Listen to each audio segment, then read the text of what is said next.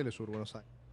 Without coming to an agreement on the revision of current migration policies, the second biannual meeting between Cuba and the U.S. has ended in the context of the normalization of relations. Bianca Perez now reports from Washington.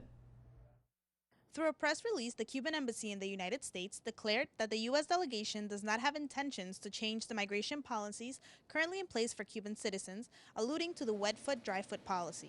Experts coincide that this law greatly affects the citizens of the island. Wet foot, dry foot, same thing. That was established in another era. It's not rational now. It's causing a large humanitarian problem for Cubans who are doing nothing more than trying to find a better life, a better economic situation for themselves and their families. These conversations took place during the second biannual meeting between the two delegations, which did not have media access.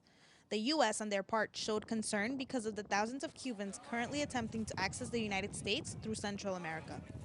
I think, in some ways it could mean that things will move faster. It also could slow things down. It could create sort of larger concrete problems that have to be dealt with before we can deal with some of the bigger problems later. Though there still remain many differences that have to be worked out between the two nations, citizens continue to hope for a fast normalization of relations that will allow them to reap the benefits of this change.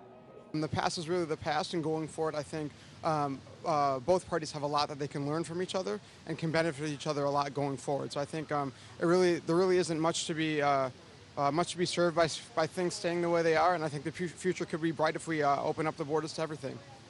The Cuban delegation extended an invite to continue these conversations in Havana during the first half of 2016.